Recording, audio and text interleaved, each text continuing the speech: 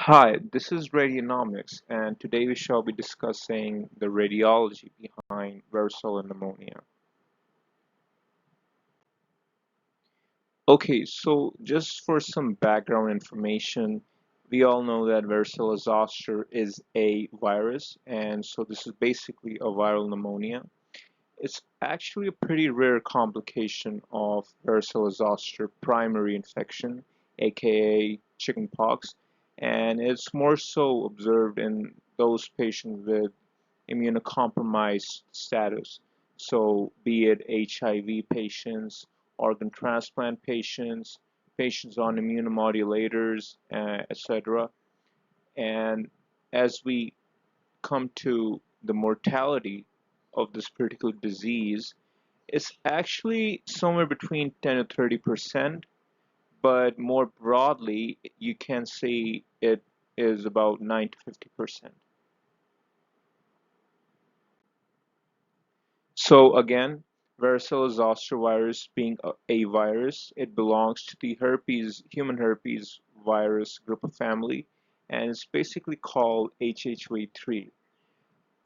It's usually transmitted through respiratory droplets as well as contact with secretions from vesicles that form on the skin as well as the mucosal surfaces of patients.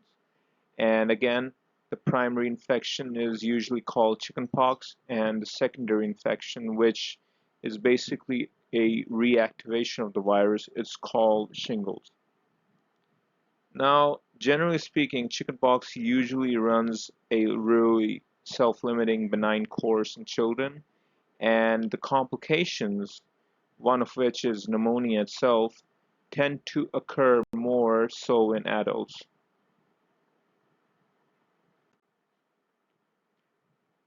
Okay, so coming down to the main thing, what we usually do as a first imaging modality, as we all know, for any pneumonia is X-ray. On X-ray, in this case, you usually see a lot of scattered nodules, white dots, which if zoomed down to, seem like ill-defined shapes.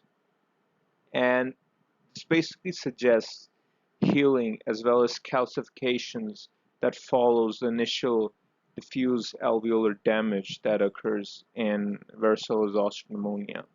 Now, these nodules can range anywhere from 2 to 3 millimeters to 5 to 10 actually. And the thing is, they tend to stay for some time. Like they can even resolve within a week of the disappearance of skin lesions, but more so, they persist for months and even years, which suggests a healed and calcified lesion that stays for some time. See, here we have a PA view chest x-ray of a patient who went on to develop varicella pneumonia virus following chickenpox infection. And as you can appreciate, we have these small scattered white dots in both lung fields. And these are basically the nodules that form after the healing process starts secondary to diffuse alveolar damage. And these also represent calcification that leads to persistence of these lesions for not just months but years. Okay, so this is the same slide. I've tried to highlight a few of the nodules with red marker, so like you can just appreciate what I was talking in the previous slide. A few of the nodules we have here, some here. I've marked some here as well, but these are just a few, honestly. Like there are a lot scattered nodules, if you can appreciate clearly. Okay, so this is a zoomed in view of the same X-ray. As you can see over here, we have these ill-defined shapes, which are those white dots we saw in the previous X-ray.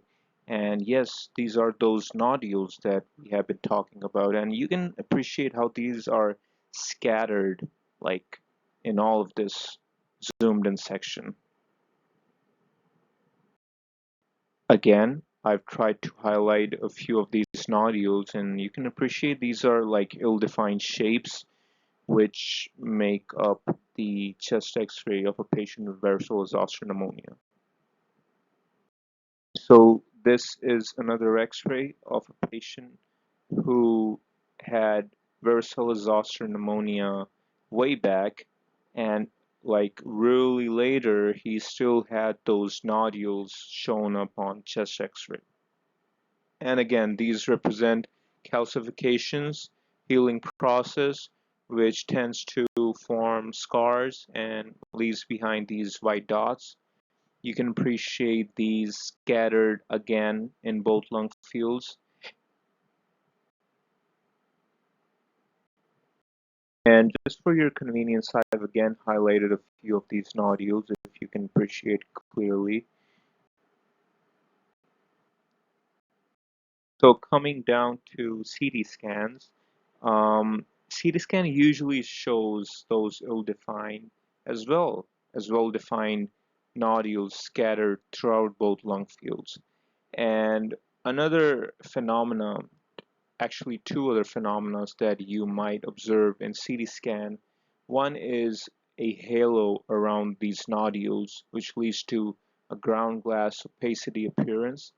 And secondly, you can also see coalescence or merger of all of these nodules, which is actually called nodule coalescence. So you can very well appreciate these nodules in three different sections of the lung fields, namely apical, middle, as well as basal lung fields. And you can see how these yellow arrows point to few of the many white dots that represent the nodules seen in varicella pneumonia. Okay, so this is a CT scan of a previous patient whose x-ray we saw earlier. And again, you can appreciate these white dots, which are well defined dots. And also you can appreciate a few ill-defined as well. So this is how the CT scan usually looks.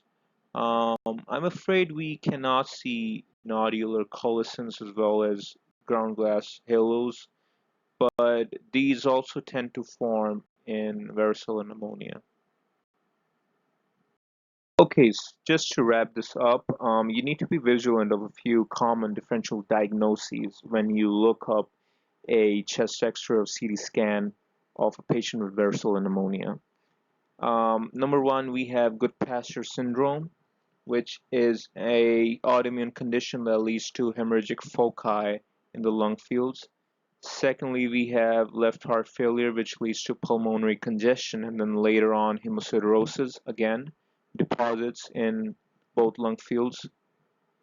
Two other deposit diseases that we have, one is a pneumoconiosis called silicosis, and another is a metastatic disorder, especially calcified mets, such as those seen in osteosarcoma. And also this scattered nodular appearance can also be seen for idiopathic reasons. Thank you so much for watching this video. I hope this was helpful. Please share and comment and let me know if you want any future video about radiology. Thank you so much.